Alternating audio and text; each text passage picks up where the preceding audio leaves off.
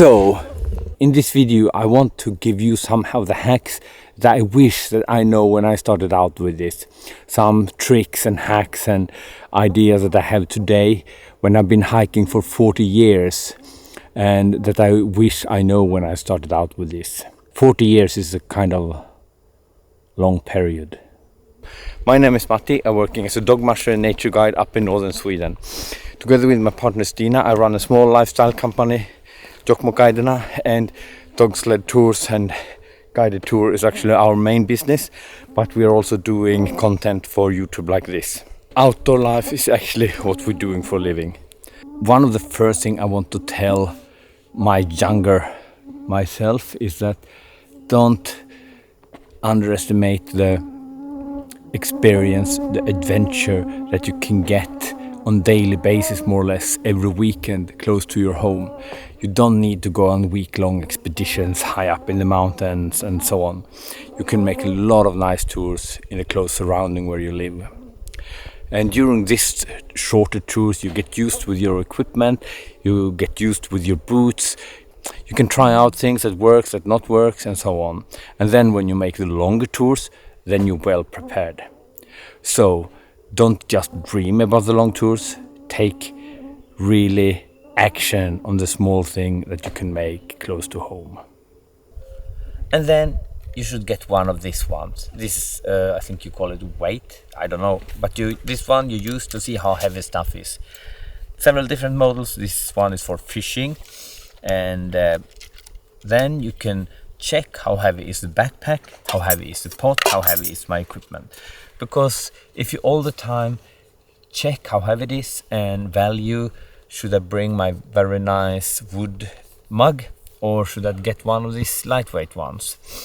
Maybe I don't bring this if I'm going to hike long time and I really want a lightweight backpack.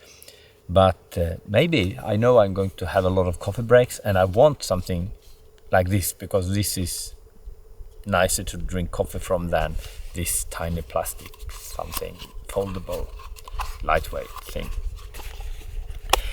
You see, here's another of these things. Here's a titanium spoon. That's our, I don't know how many gram, but this one is 15 to 20 euro. But you can also get one of these plastic ones. This is actually lighter than the titanium ones. This will break sooner or later, but for the same price as this, you probably get 200 of this one.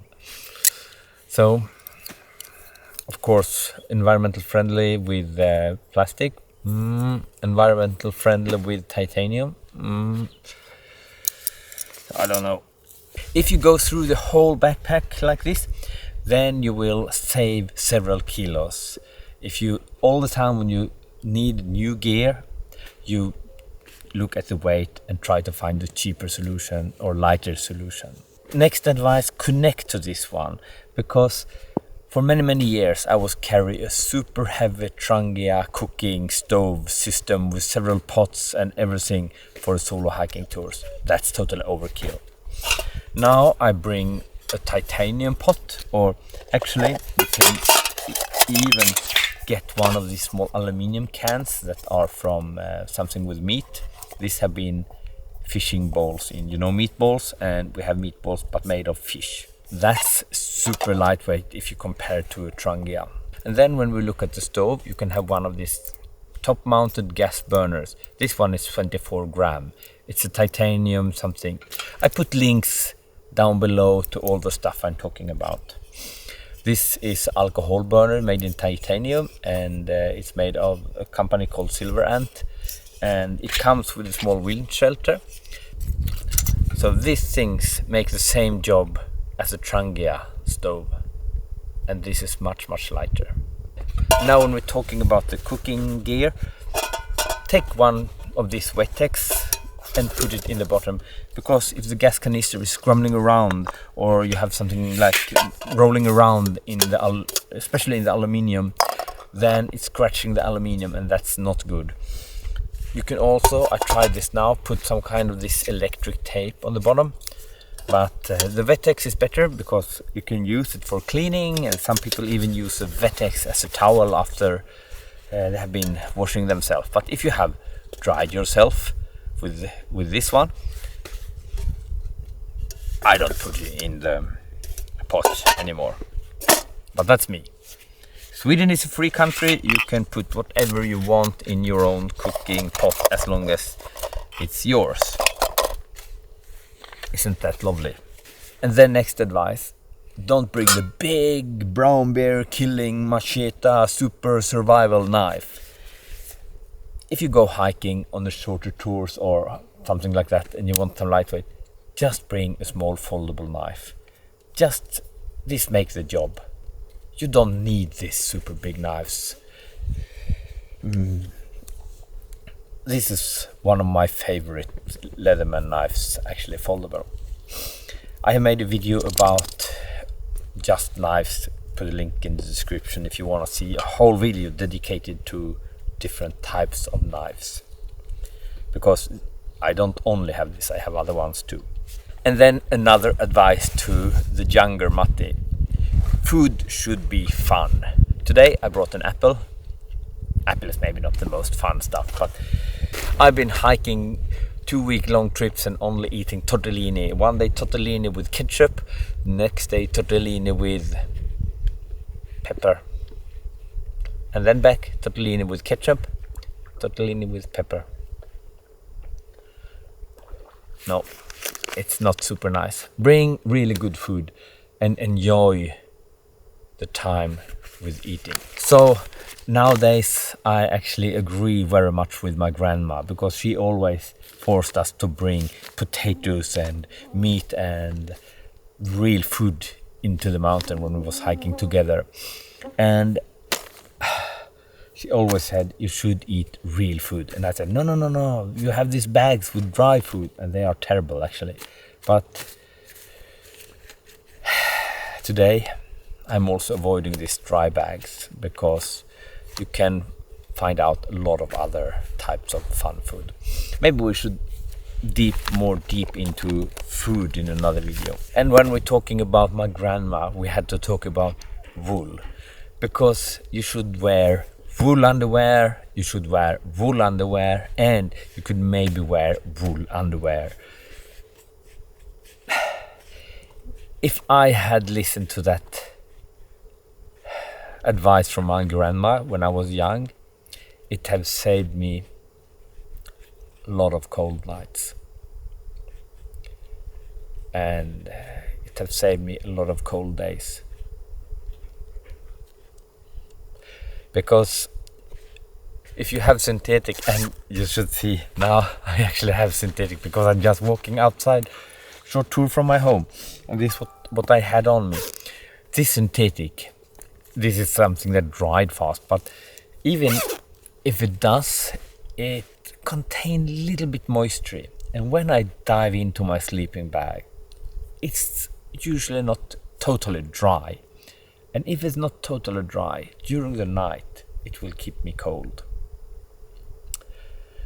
Or at least for a while, it force my body to use a lot of energy to dry the underwear. If it's wool, no issue. Wool keeps you warm. So wool is much better. I say again, like my grandma, wool underwear, or wool underwear, even during the summer, because you have thin wool, thicker wool, and you can find really nice. The same with the shoes, the socks, wool. Yeah. When you're packing things into this, use this kind of dry bags, or Exped have this kind of dry bags. You have many different kind of brands of this, and especially your clothes and your sleeping bag should be in one of these, and then you should have a big dry bag, or you can actually put a big plastic bag inside the whole backpack, and then you put this into the big plastic bag or big waterproof bag. So you have double layer waterproof bags around your important gear. It's super annoying if it comes water into the backpack.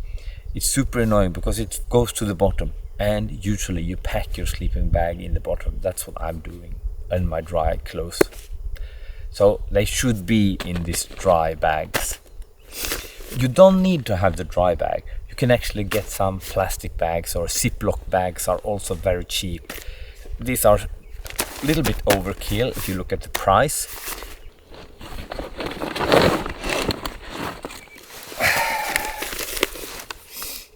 This Matti. For many years I said trekking poles, that's for tourists.